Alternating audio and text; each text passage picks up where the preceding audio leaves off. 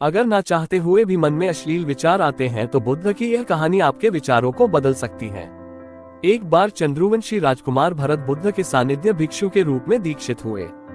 बुद्ध अपने भिक्षुओं को उपदेश देने के साथ साथ उनको भिक्षाटन के लिए भेजते थे, जहां से उनको भिक्षा मिलती। भरत को महात्मा बुद्ध ने भिक्षा लेने के लिए एक श्राविका के घर पर भेजा। भरत रास्ते में चलते हुए सोच रहे थे कि ना जाने आज खाने में क्या मिलेगा। हमेशा महल में खाने के लिए अनगिनत स्वादिष्ट भोजन मिलते थे, लेकिन आज जो भी मिलेगा उसी से काम चलाना पड़ेगा। भरत ने श्राविका के घर पर जाकर भिक्षा के लिए याचना की। श्राविका ने भरत को बैठने के लिए कहा।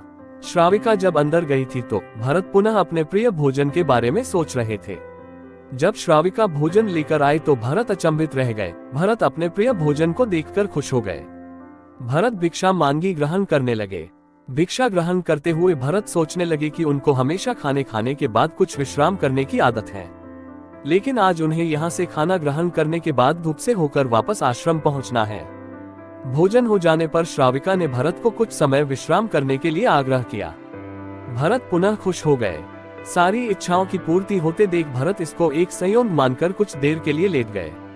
लेटते हुए भरत सोचने लगे कि आज तो सोने को मिल गया, लेकिन मेरे सर पर हमेशा के लिए छत का साया तो मिट गया है। जब भरत सोकर पुनः उठे तो श्राविका ने कहा कि आपको जब तक यहाँ पर रहना है आप यहाँ पर ठहर सकते हैं। अब भरत समझ गए कि ये कोई संयोग नहीं है, श्राविका जरूर मेरा मन पढ़ रही है। भरत खड़े हुए। भरत ने श्राविका से पूछा, मुझे क्षमा कीजिए पर क्या आप मेरा मन पढ़ सकती हैं? आप ये सब कैसे कर लेती हैं? श्राविका ने कहा, शुरू में मेरे लिए ये कठिन था, लेकिन मैंने खुद के विचारों को देखना शुरू किया। शुरू में मेरे विचारों की संख्या अनगिनत थी, पर मैंने अपना पूरा ध्यान उन विचारों पर केंद्रित किया। मैंने बिना पक्ष विपक्ष के अपने विचारों को देखना जारी रखा।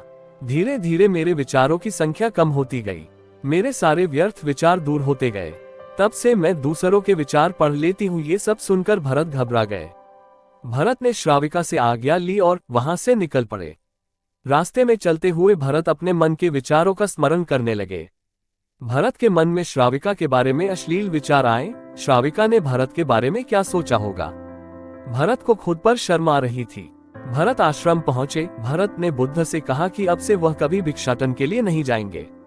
बुद्ध ने भरत को नीचे बैठाया और कहा, क्या हुआ, तुम मुझे अपनी व्यथा विस्तार से बताओ। भरत ने विस्तार से सारी बात बताई।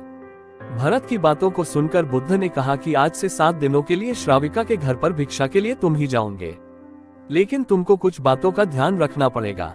कल तुम जाते हुए अपने चित्त को पूरे होश में रखना। तुम्हारे अंदर कौन से विचार उठ रहे हैं उन पर ध्यान केंद्रित करना। होशपूर्ण और जागरूकता के साथ ध्यान करना कि कौन सी वासना तुम्हारे भीतर उठ रही है। इन सभी का ध्यान करते हुए जाना और फिर मुझसे विचार विमर्श करना। अगले दिन भरत बुद्ध के बताए अनुसार पूरे मार्ग में अपने होश को जागृत रखते हुए चल रहा था। भिक्षु आज पूरी तरह से जगा हुए था। जैसे जैसे श्राविका का घर नजदीक आ रहा था, भरत की घबराहट बढ़ रही थी। भरत ने अपनी घबराहट को एक तरफ करते हुए बुद्ध के विचारों पर ध्यान केंद्रित किया। जब भरत श्राविका के घर पर पहुंचा तो उसके दिमाग में केवल एक सन्नाटा था, जिसके भीतर कोई वासना नहीं, कोई कामना नहीं, ना कुछ अच्छा पाने की इच्छा थी। भिक्षु भरत ने भिक्षा ली, ग्रहण की और वहां से वापस निकल गया। आज भरत